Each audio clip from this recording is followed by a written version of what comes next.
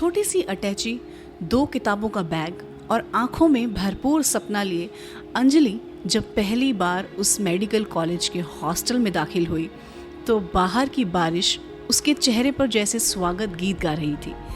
भीगते हुए उसने रिसेप्शन की तरफ देखा। वहां बैठे चौकीदार ने बिना देखे पूछा, नाम? अंजलि ने धीमे से जवाब दिया, अंजलि वर्मा। कलम चलते ही वो फाइल को खिसका देता है। रूम 209, 2nd फ्लोर, लेफ्ट में लास्ट। हॉस्टल की वो सीढ़ियां चढ़ते हुए अंजलि को एहसास हो रहा था, हर सीढ़ी पे पांव रखते हुए, कि ये ही वो सीढ़ियां हैं जिन पर ना जाने कितनी लड़कियों के सपने रोज दौड़ते होंगे। अंजलि के मन में एक अनकही सी बेचैनी थी। घर छोड़ने का दुख और अपने सपनों की तलाश का जुनून, दोनों भावनाएं आपस में टकरा रही थीं। सीढ़ियां चढ़ते हुए वो देख रही थी हॉस्टल की दीवारों को, जो उसके लिए एक नई दुनिया का आरंभ थी, जहां ना तो उसकी दादी की रोक थी, ना पापा का कठोर निर्णय, और ना ही पड़ोस की वह कटाक्ष करती आवाजें जो कहती थी कि डॉक्टर तो बस अमीरों की बेटियां बनती हैं। लेकिन इस आज़ादी के साथ एक अजीब सा अकेलापन भी महसूस हो रहा था।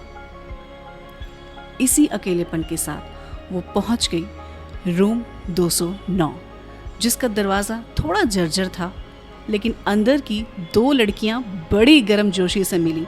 एक थी श्वेता, दिल्ली की, और दूसरी थी सिमी, जो भोपाल से आई थी। अंजलि की आंखों में डर था, पर होठों पर शालीन मुस्कान। हॉस्टल का कमरा छोटा था, दीवारों पर पीलापन और कोनों में सीलन थी। श्वेता के बताए निर्देशों का पालन करते हुए उसने अपना बिस्तर जमाया, किताबें एक कोने में रखी और चुपचाप खिड़की से बाहर बारिश को देखने लगी।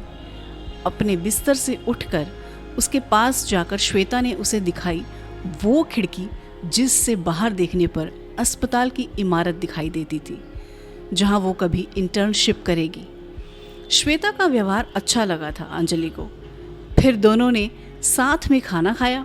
फिर कमरे में रखी टेबल पर उसने अपने माँ पापा की तस्वीर टेबल पर रखी और डॉक्टर प्रसाद की तस्वीर को किताबों की रैक में सबसे ऊपर, जैसे वो उसकी प्रेरणा के संरक्षक हों। अगली सुबह अंजलि के मेडिकल कॉलेज का पहला दिन था। यूनिफॉर्म में खुद को आईने में देखकर अंजलि की आंखें भीग गईं। सफ़ेद एप्रन पहनते ही उसे माँ की धड़कनों का स्पर्श, पापा की नाराज चुप्पी और डॉक्टर प्रसाद की मुस्कुराहट तीनों एक साथ याद आ गए। उसने अपने गले में स्टेथोस्कोप डाला और हल्की मुस्कान के साथ आगे बढ़ गई। हॉस्टल में दाखिल होते ही एक अजीब सा माहौल था। उसका कॉलेज का पहला दिन कठिन था। क्लासरूम में प्रवेश करते हुए उसे सबकी निगाहें अपने ऊपर महसूस हुईं। उसकी सादगी और ग्रामीण पृष्ठभूमि कई छात्रों के लिए उपहास का कारण बन गई। उसने आसपास नजर घुमा के देखा, कुछ चेहरे अपनी तरह के संघर्ष लेकर आए थे, तो कुछ चेहरे बेशर्मी से अपने पापा की पोस्ट बताकर रौब झाड़ रहे थे। अंजलि ने जैसे ही अपना बैग बेड पर रखा, एक लड़की हंसते हुए बोली, गांव की लगती है, ये लड़की टिकेगी नहीं यहाँ। पहली बार अंजलि को एहसास हुआ कि किताबों की दुनिया से बाहर की दुनिया कहीं ज्यादा निर्मम होती है। रैगिंग, ताने और क्लास में सीनियर्स की घूरती निगाहें उसका हर दिन एक नई चुनौती थी। उसे सबसे बुरा तब लगा जब हॉस्टल की लड़कियों ने उसके खाने का डब्बा खा लिया और कहा, तू तो स्कॉलरशिप वाली है ना, गरीबों का खाना बड़ा स्वादिष्ट होता है। उसने रोना चाहा, लेकिन याद आया, मैं माँ से वादा करके आई हूँ। अभी हॉस्टल का पहला ही हफ्ता था कि रैगिंग का सिलसिला शुरू हो गया। सीनियर्स ने हर किसी से कुछ ना कुछ करवाया, कोई गाना, कोई डांस, कोई कविता। अंजलि को कहा गया, तू जो इतनी सीधी सादी दिखती है, चल जरा ओ हसीना जुल्फों वाली पर नाच के तो दिखा। वो बेहद घबरा गई थी और उसी वक्त रोहित वहां पहुंचा। उस वक्त कैंटीन के बाहर एक लड़का खड़ा सब देख रहा था। रोहित, जो श्वेता का दोस्त था और कंप्यूटर साइंस पढ़ता था। कुछ समझ नहीं पाया, लेकिन अंजलि की आंखों में उसे अजीब सी गहराई महसूस हुई। जब उसने देखा कि अंजलि जबरदस्ती नाच रही है, वो खुद को रोक नहीं पाया। उसने पास आकर सीनियर से कहा, रैगिंग का मतलब किसी को अपमानित करना नहीं होता। पहली बार किसी ने अंजलि के लिए आवाज उठाई थी। उसने सीनियर से बहस की और अंजलि को वहां से ले गया। रोहित का यह कदम अंजलि के दिल को छू गया। उसे पहली बार किसी ने इतने दृढ़ और साफ तरीके से उसका साथ दिया था। वक्त बीतता गया, हॉस्टल की नींदें अधूरी होने लगी। Lectures, practical, case studies, internal exams, labs, हर दिन एक नया केस, नई थकान और नई मानसिक परीक्षा। कई बार उसकी तबीयत बिगड़ती, लेकिन वो नहीं रुकती। और फिर रातों की थकावट, अंजलि की आंखों के नीचे काले घेरे पड़ने लगे।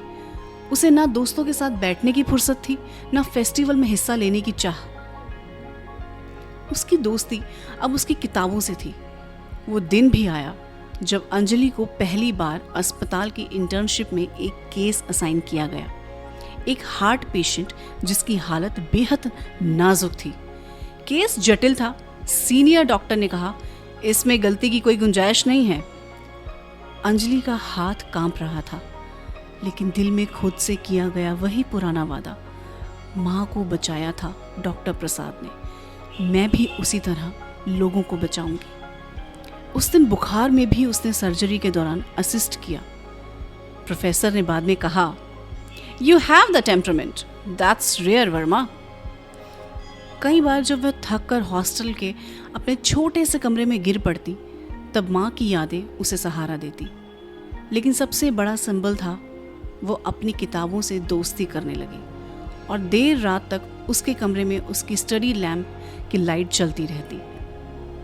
उस दिन कैंटीन में खास हलचल मची हुई थी, क्योंकि कॉलेज का वार्षिक फेस्टिवल नज़दीक था। हर तरफ छात्र छात्राएं उत्साह और जोश में डूबे हुए थे। दीवारों पर रंग बिरंगे पोस्टर और बैनर लगे थे, जिसमें विभिन्न प्रतियोगिताओं और कार्यक्रमों की जानकारी दी गई थी। कैंटीन में जगह जगह छोटे छोटे समूह बैठे थे। कुछ खाने पीने में मस्त थे, तो कुछ अपनी प्रस्तुतियों की तैयारी कर रहे थे। हंसी मजाक और बातचीत की आवाज़ें हर कोने से गूंज रही थी। ठीक उसी वक्त श्वेता अंजलि को कैंटीन में ले आई। अंजलि और श्वेता ने कैंटीन के एक कोने में बैठने का फैसला किया। श्वेता ने पहले ही रोहित को वहां बुला लिया था, ताकि वो अंजलि से मिल सके। श्वेता ने मुस्कुराते हुए कहा, अंजलि, ये रोहित है, कंप्यूटर साइंस में पढ़ते हैं। उसकी आगे की बात को अंजलि ने पूरा किया, और बहुत अच्छे इंसान हैं। रोहित ने हल्की मुस्कान के साथ हाथ बढ़ाते हुए कहा, आई एम ऑनर्ड। हाय अंजलि, सुना है तुम बहुत अच्छी डॉक्टर बनने वाली हो। अंजलि ने थोड़ा झिझकते हुए जवाब दिया, hi Rohit, thank you for everything. इस मुलाकात में दोनों के बीच एक अनकहा जुड़ाव महसूस हुआ। रोहित की सहजता और उसकी सादगी ने अंजलि को प्रभावित किया। उन्होंने साथ में कॉफ़ी पीते हुए फेस्टिवल, पढ़ाई और अपने अपने सपनों के बारे में बातें की। चारों तरफ की हलचल के बीच अंजलि और रोहित की बातचीत जैसे अंजलि के लिए रिलैक्स रहने का एक मजबूत स्रोत बन गई थी। इसी फीलिंग से उनकी दोस्ती की शुरुआत हुई। धीरे धीरे उनकी मुलाकातें बढ़ने लगीं। लाइब्रेरी में पढ़ते हुए, कैंटीन में चाय की चुस्कियों के साथ बातें करते हुए और फेस्टिवल में भाग लेते हुए उनका रिश्ता और भी मजबूत हो गया। रोहित अंजलि के लिए एक सुकून भरी मौजूदगी बन गया। अंजलि की जिंदगी में वो समय था जब उसे किसी ऐसे की ज़रूरत थी जो उसे बिना शर्त समझे। धीरे धीरे अंजलि रोहित को और गहराई से जानने लगी। उसकी नम्रता, संवेदनशीलता और समझदारी ने उसे हर दिन और करीब ला दिया। वो साथ में पढ़ाई करते, जीवन में इम्पॉर्टेंट टॉपिक्स पर चर्चा करते। अंजलि की रेजिडेंसी के कठिन समय में रोहित का समर्थन उसकी ताकत बन गया। जब वो थक कर घर लौटती, रोहित हमेशा फ़ोन पर उसका इंतज़ार करता। जब वो रोती, रोहित उसे हंसाने की कोशिश करता। जब वो हार मानने की कगार पर होती, रोहित उसे उसके बचपन के सपने की याद दिलाता। और जब वो चुप होती, रोहित उसकी खामोशी को भी समझ लेता। कभी कभी रोहित कॉल करता, पूछता, थक जाती हो? तो अंजलि कहती, हाँ, लेकिन ये थकान जिंदा होने की गवाही देती है। रोहित सब समझता था, पर उतनी गहराई नहीं जानता था जहाँ तक अंजलि डूबी हुई थी। वो दिन जब उसकी माँ ने चिट्ठी भेजी जिसमें लिखा था, बिटिया तेरे पापा तुझे देखने को तरसते हैं, पर तू क्या शब्द बोलती है। हाँ, ईगो, वो ईगो आज भी उनके भीतर बैठा है। उस चिट्ठी को पढ़कर अंजलि कई घंटे चुप बैठी रही। माँ की वो कमज़ोर आंखें जिनके लिए उसने ये रास्ता चुना था, आज भी उसकी प्रेरणा थी। फाइनल ईयर के आखिरी सेमेस्टर में जब रिजल्ट आया तो हॉस्टल में खुशी की लहर दौड़ गई, लेकिन अंजलि चुप थी। उसने बस भगवान की फ़ोटो के सामने हाथ जोड़े और आंखें बंद कर ली। और फिर वो दिन आया जिसका सपना उसने आंखों में बसाया था। कॉलेज का कॉन्वोकेशन डे। ऑडिटोरियम सजाया गया था गहरे नीले और सुनहरे पर्दों से। स्टेज पर सजे फूल, साउंड चेक की आवाज़ें और दीवारों पर लगे पोस्टर जिन पर लिखा था, कॉन्ग्रेचुलेशंस ग्रेजुएट्स। अंजलि बहुत देर से हॉस्टल में तैयार हो रही थी। सफ़ेद कोट पहनने से पहले उसने थोड़ी देर रुककर माँ की तस्वीर को देखा, फिर अलमारी के कोने से वो तस्वीर निकाली जो उसने हमेशा अपने पास रखी थी, डॉक्टर प्रसाद की। वो अब कुछ घिस चुकी थी, किनारे हल्के मुड़ चुके थे, लेकिन वो चेहरा वैसा ही था, सख्त लेकिन मानवीय। उसने उसे चूम कर अपनी जेब में रख लिया और कहा, आज मैं डॉक्टर बन रही हूँ, आपके जैसे बनने की शुरुआत कर रही हूँ। उसके चारों ओर छात्र छात्राओं की भीड़ थी। दोस्त हंस रहे थे, फोटो खिंचवा रहे थे, लेकिन अंजलि किसी को खोज रही थी। उसकी आंखें बार बार दरवाजे की तरफ जाती। तभी श्वेता आई और बोली, तुझे पता है आज का चीफ गेस्ट कौन है? नहीं, डॉक्टर प्रसाद। अंजलि का चेहरा पल भर को सूख गया। उसे विश्वास नहीं हुआ। वो मंच के पीछे तक पहुंच गई। स्टाफ ने उसे रोका, आपका नंबर बुलाया जाएगा, यहीं रुकिए। उसकी धड़कनें तेज थीं। तभी स्टेज पर उद्घोषणा हुई, And now we welcome our chief guest for the day, the most respected name in medicine, Dr. Prasad. Anjali की धड़कन रुक गई। उसकी आंखें उन्हें ढूंढने लगी और जब वो आए स्टेज के बीचों बीच अपनी गंभीर मुस्कान और शांत चाल के साथ, तब सब कुछ जैसे धुंधला हो गया। बस वही चेहरा, वही हाथ जो कभी माँ की नब्ज पकड़कर बोले थे, मैं कोशिश करूँगा। उन्होंने भाषण की शुरुआत की। मैं जानता हूं कि इस सफ़ेद कोट का वज़न क्या होता है। ये सिर्फ एक वर्दी नहीं है, ये एक जिम्मेदारी है, एक प्रण है। इसमें सिर्फ दवाइयाँ निर्धारित करना, किसी का ऑपरेशन कर देना भर काफ़ी नहीं। लोगों की उम्मीदें होती हैं। और आज मैं गर्व से कह सकता हूँ कि इस मंच के नीचे वो लड़की बैठी है जिसकी माँ की सांसें मैंने कभी बिना फीस लिए लौटाई थी। इसलिए कि इंसानियत का एक पथ मैंने कभी उसके पिता राजेश वर्मा से सीखा था। और उसी दिन मैंने उन मासूम आंखों को देखा था जिनमें डॉक्टर बनने का जुनून और सपना था। और आज वही सपना मेरे सामने खड़ा है, डॉक्टर अंजलि वर्मा। सारा ऑडिटोरियम तालियों से गूंज उठा। अंजलि की आंखें भर आईं। वो उठी, मंच की ओर बढ़ी। जब उसका नाम बुलाया गया तो जैसे सारे संघर्ष स्टेज की तरफ आगे बढ़ते, हर कदम के साथ कदम ताल करते दिखे दादी के ताने, पापा की नाराजगी, हॉस्टल की थकी रातें, किताबों में डूबा बचपन, सब। वो धीरे धीरे मंच की सीढ़ियां चढ़ी। ऑडिटोरियम में जैसे समय ठहर सा गया था। हर चेहरा खिला हुआ था। अंजलि का हर कदम आत्मविश्वास से भरा।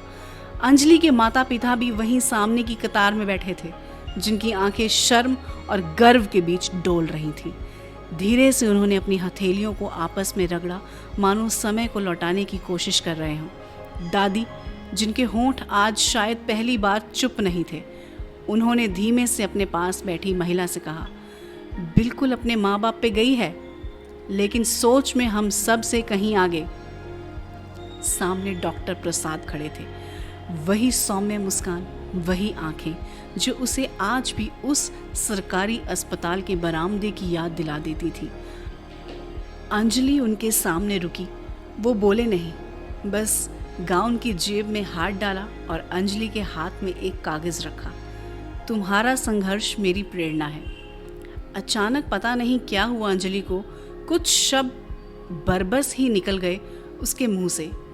ये है डॉक्टर प्रसाद, मेरे पहले हीरो, जिनकी वजह से मैंने पहली बार जाना कि डॉक्टर का काम सिर्फ इलाज करना नहीं बल्कि उम्मीद देना भी होता है। माँ की जान बचाते वक्त इन्होंने मुझसे कोई सवाल नहीं किया, कोई फीस नहीं ली, बस निभा दिया एक इंसान होने का धर्म। आज मैं वादा करती हूँ, मैं भी अपने पेशे को उतनी ही श्रद्धा और मानवता से निभाऊंगी। आई एम सॉरी अगर मैं कुछ ज़्यादा बोल गई। या तो उसकी बात काटते हुए डॉक्टर प्रसाद ने कहा, अब सुनने का नहीं बोलने का वक्त है, ये तुम्हारा वक्त है। फिर सामने खड़े विद्यार्थियों की तरफ देखकर डॉक्टर प्रसाद बोले, मैंने इस लड़की को पहली बार तब देखा था जब इसकी माँ की सांसें कमज़ोर पड़ रही थी। मुझे नहीं पता था कि मैं उस वक्त सिर्फ एक मरीज को नहीं, एक सपना बचा रहा हूँ। आज वो सपना अपने पैरों पर खड़ा है। तालियों की गूंज में अंजलि ने धीरे से कहा, सर, मैं जब भी थकती थी आपकी तस्वीर निकालकर खुद से कहती थी, रुकना नहीं है अंजलि, थकना नहीं है। डॉक्टर प्रसाद मुस्कुराए और बोले, मैंने सब देखा अंजलि, सिर्फ इसलिए नहीं टोक पाया क्योंकि तुम्हारी लड़ाई तुम्हारी अपनी थी और तुम जीत गई हो बिना शोर किए। स्टेज से नीचे उतरते समय अंजलि की आंखें नम थी। रोहित सामने खड़ा था, तालियां बजाते हुए, उसी तरह जैसे उसने अंजलि का हर संघर्ष चुपचाप देखा था। बाहर आते हुए जब मसी, उसकी चचेरी बहन, दौड़ती हुई आई और बोली, दीदी मैं भी आपकी तरह डॉक्टर बन सकती हूँ। अंजलि झुकी, उसका माथा चूमा और कहा, अगर दिल में हिम्मत हो और आंखों में सपना तो हर लड़की बन सकती है, डॉक्टर भी, कुछ भी। फ्लैश की चमकें थीं, लोगों की भीड़ थी, लेकिन अंजलि को सिर्फ वो पल महसूस हुआ जब उसने खुद को, अपने विश्वास को और उस सफ़ेद कोट को जीत लिया था। पीछे बैठी दादी की गीली आंखें और पापा का झुका हुआ सिर जो अब गर्व से ऊपर उठ रहा है। डॉक्टर बनना उसका सपना था, अब वो किसी और के सपनों की वजह है। ऐसे ऑडियो स्टोरी सुनने के लिए हमारे चैनल लेट्स एक्सप्रेस को लाइक, शेयर और सब्सक्राइब करना ना भूलें।